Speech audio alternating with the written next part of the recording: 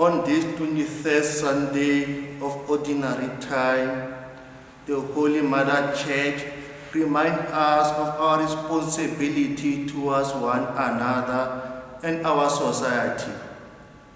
Most importantly, she reminds us that dialogue and mutual love is the best method to promote reconciliation. It is never an easy job to be a speaker of inconvenient truth. Yet Scripture today makes this very demand on us as a matter of necessity and part and parcel of being a believer. So there's no avoidance of doing one of our most difficult duties if we are to be faithful to our mission. We are called to be meddlesome believers who live and speak the word of God, who is the way, the truth, and the light of the world. In the first reading, Ezekiel was called to be a sentry, a guard or a watchman to the house of Israel and to be God's mouthpiece. He was to watch danger and sound the warning when it appeared. He's also on the lookout for dawn. That is for a sign of hope. I guess that is the role we are expected to play in our communities to become the beacon of hope. Ezekiel lived during one of the most glorious times in Israel before the exile. The Jewish monarch had declined and the nation had fractured. The ruling elite had no concern for the poor, but instead manipulated the political chaos to their advantage. It was in this terrible situation that Ezekiel was commissioned to speak God's word. He was not afraid to be the meddlesome prophet who challenged the power that be. His message of conversion to truth, justice, and integrity of life was unpopular then as it is unpopular now. He knows that people under threat need each watchman. The real threat that Ezekiel sees is not an attack from outside, but failure of the community from within, a breakdown that leads to death. The danger that he must warn about is the threat of sin. This warning of Ezekiel is not directed to the community as a whole, but to the individual within.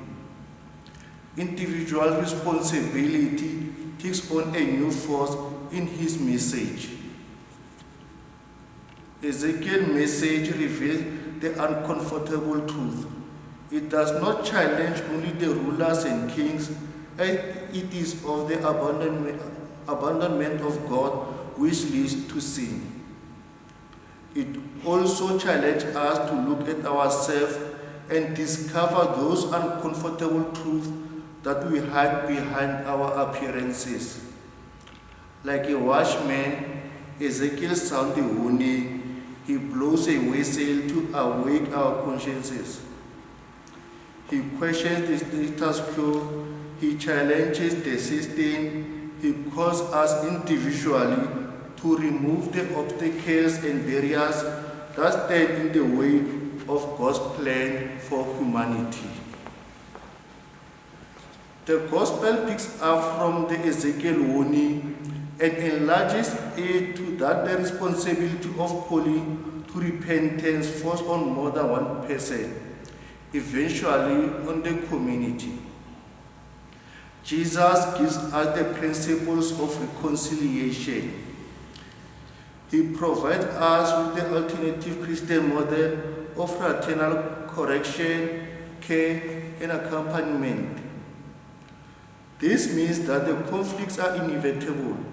They must come. They are inevitable in relationships, families, communities, and even workplace.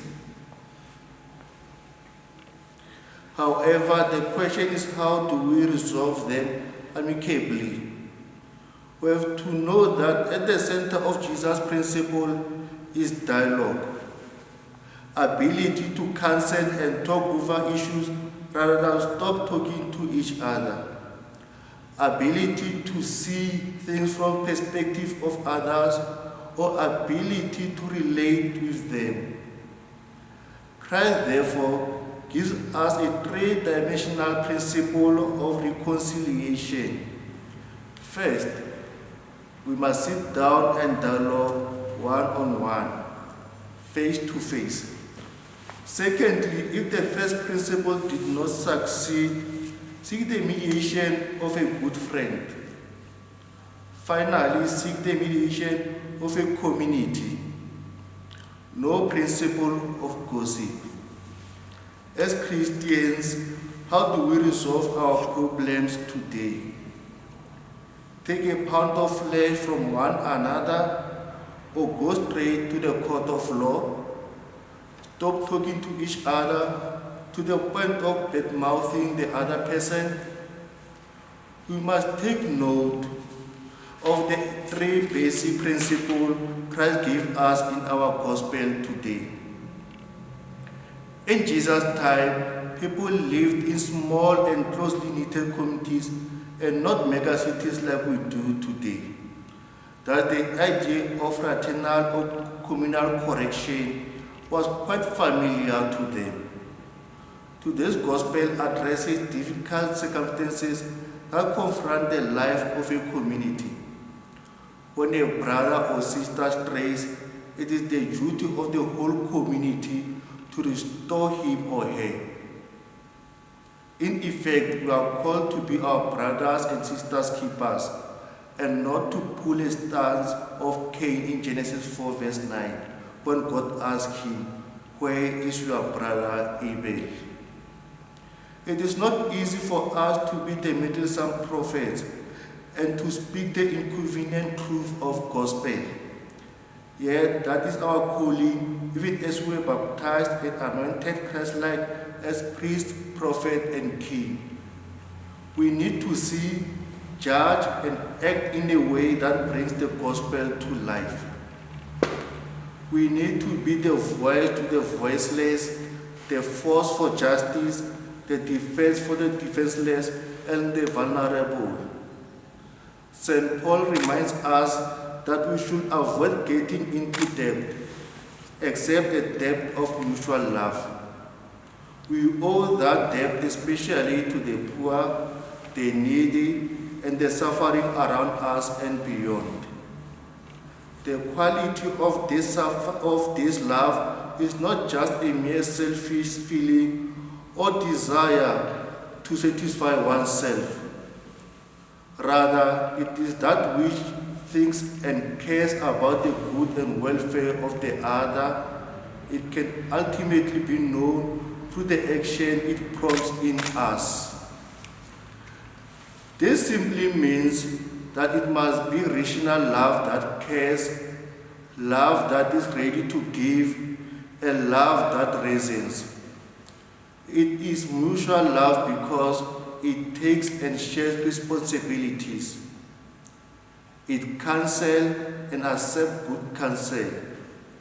It is generous and helps the other see clearly. It is responsive and responsible. This is what we owe each other as human beings. Let us pray for the prophetic courage to live and seek the inconvenient truth in season and out of season. We must lovingly and prudently correct each other when we err. Forgive those who offend us and ask forgiveness from those we have offended.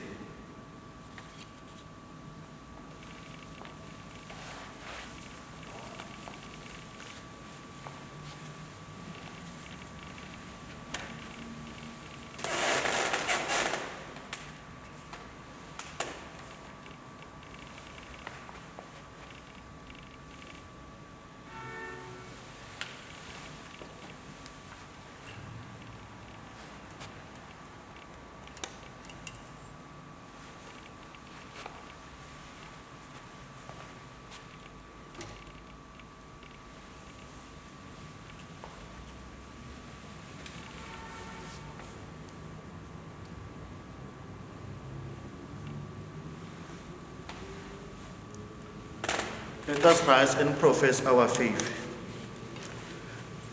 I believe in one God, the Father Almighty, maker of heaven and earth, of all things visible and invisible. I believe in one Lord Jesus Christ,